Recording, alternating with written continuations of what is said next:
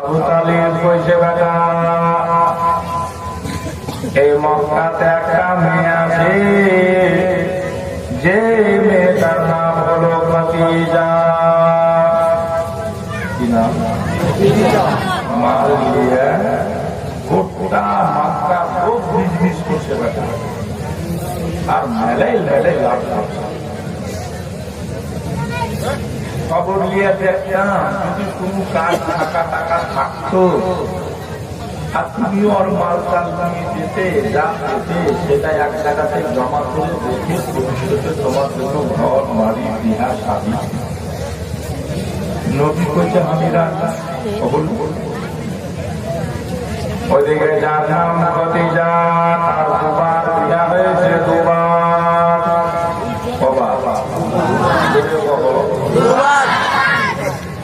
দুইবারই পর পর স্বামী মারা গেছে, বাড়িওয়ালা মারা গেছে।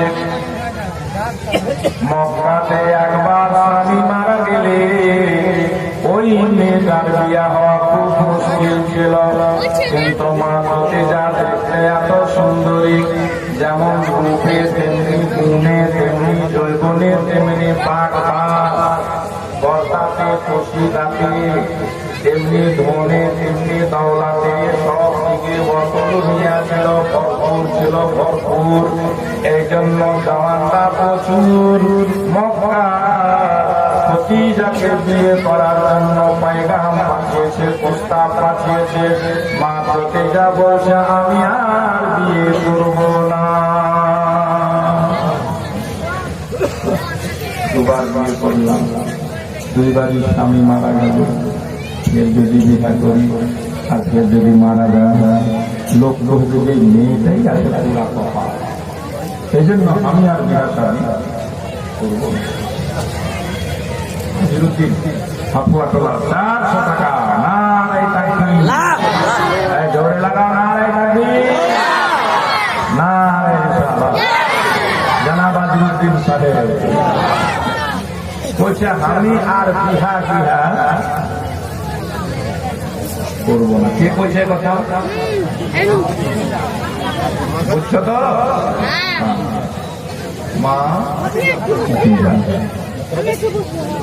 মা খাদিজা একদিন রাইতে ফিতা আছে ঘরে, দেখতে পেল স্বপ্নের ভিতরে। কি দেখছে? স্বপ্নে কি দেখছে?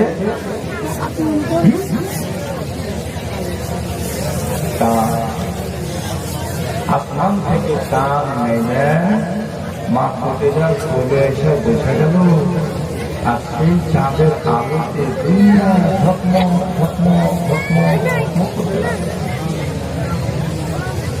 খাদিজা সকালবেলা উঠল, চাচাতো ভাই ওয়ারকা বিন নওফালের কাছে গিয়ে বলল, ভাই আমি এমন স্বপ্ন তো জীবনে কোনোদিন দেখিনি। স্বপ্ন অনেক দেখেছি, বাগানে ঘুরছি, স্বপ্ন অনেক দেখেছি, আরো অনেক রকম বিভিন্ন স্বপ্ন দেখেছি, চাঁদের স্বপ্ন কোনোদিন দেখিনি। চাঁদ এসে আমার কোলে বসলো, গোটা দুনিয়াকে আলোকিত করে দিল। এই স্বপ্নের মানেটা কি হতে পারে বলো? খাদিজার চাচাতো ভাই ওয়ারকা বিন নওফাল বলেছিল, খাদিজা ও খাদিজা বড় ভাগ্যবতী নারী রে খাদিজা, তোর স্বপ্নটা প্রমাণ করছে যে চাঁদটাকে স্বপ্নে দেখেছি এটা দুনিয়ার কোন চাঁদ নয়, এটা হলো নবুয়তের চাঁদ, এটা হলো পয়গম্বরের চাঁদ। তার মানে হচ্ছে এটাই যে আখিরি জামানার নবী হবে সে তোর মাথার তাজ হবে, তুই তার স্ত্রী হবে, বিবি হবে, অর্ধাঙ্গিনী হবে, তার সঙ্গে তোর বিয়ে হবে। যেই নবী নূরে সারা জাহান ঝকমক ঝকমক আলো হয়ে যাবে। মা খাদিজা কিছু বাবা আমি তো ভাবছিলাম যে আর বিয়েই করবো না, আমার তো বিয়ে হবে আর তাতে সব নাবির সাথে। আল্লাহ কি কপাল, কি ভাগ্য! নাবির সাথে বিয়ে হওয়া মানে ভাগ্যে। দুনিয়াতে কত মেয়ে এসছিল চলে গেছে বাবা, কিন্তু মা খাদিজার নামটা এখন পর্যন্ত দুনিয়ার কোনা কোনার লোক জানে কি জানে না?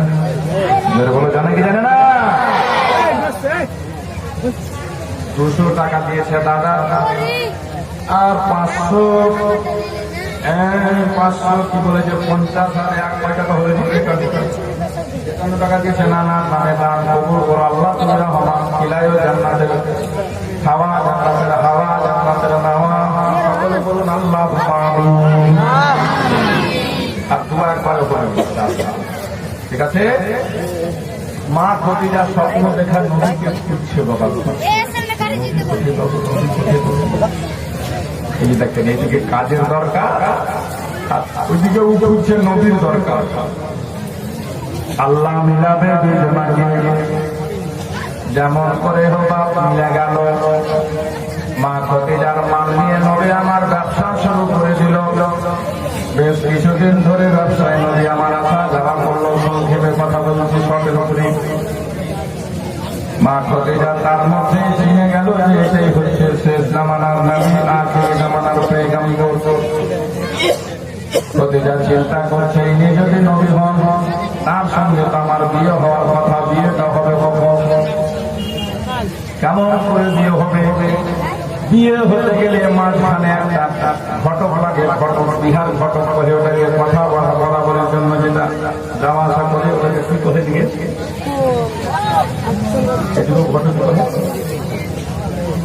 দালা ঘটক, বিহার দালা। মা খদিজা চিন্তা করলে কাউরের মাধ্যমে বিয়ের প্রস্তাবটা পায়গামটা পাঠাতে হবে নবীর কাছে। মা খদিজা বুঝে গেছে আবু তালিবের ভাতিজা হলো আখেরি জামানার নবী পয়গম্বর। মা খদিজার দরবারে একটা মেয়ে ছেলে কাজ করত, একজন দাসী ছিল, দাসী যার নাম হলো নাফিসা।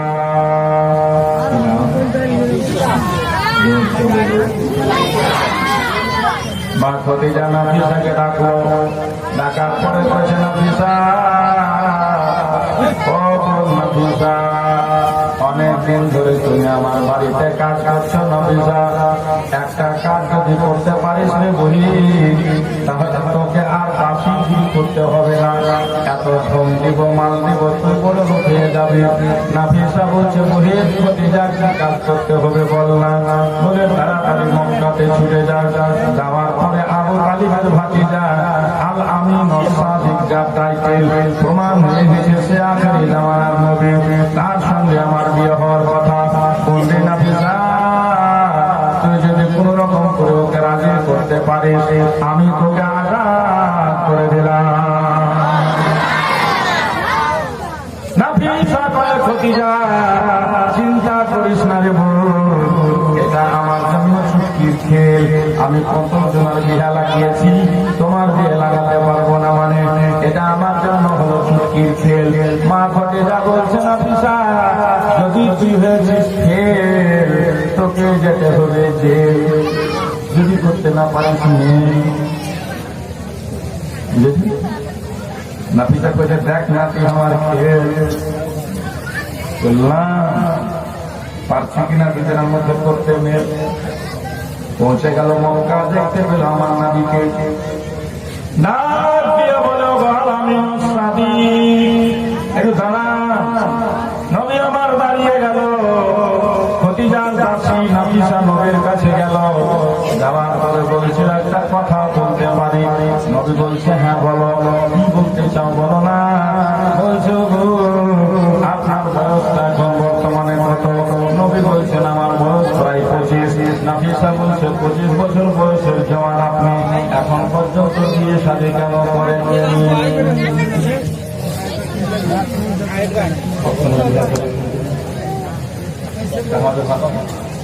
25 বছর হয়ে গেল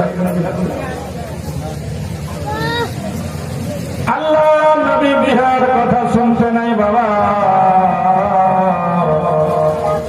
রহমতুল্লিল আলামিনের কলিজা খানা যেন ফেটে গেল। আমার নবীর চোখ দিয়ে টস টস করে পানি পড়তে লাগলো। নাফিসা দেখে আছে, ভয় পেয়ে গেল। আমি বুঝি ভুল করে দিলাম, ক্ষমা করবেন যদি ভুল হয়ে যায়। ও সাদিক, তবে বিয়ের কথা শুনলে তো সবাই খুশি হয়। কথা ঠিক, বিয়ের কথা শুনলে সবাই খুশি হয়। একটা বুড়া আসান বুড়াকে যদি কহেন যে হে দাদা তোর বিয়ে দেবো, হে খুব খুশি হচ্ছে তোমার কথা আসবে বিয়ের কথা শুনলে সবাই খুশি হয়। আপনাকে বিয়ের কথা বললাম, আপনি কাঁদতে কেন লাগলেন? আমার দয়ার নবী বলেছিলেন না আমার কান্নার কারণে না বিশাগো আমার দুনিয়াতে বাপ নাই, আমার মাও কিছু নাই, আমার আপন বলে কিছু নাই, আমি চাচার বাড়িতে থাকি না ভিসা।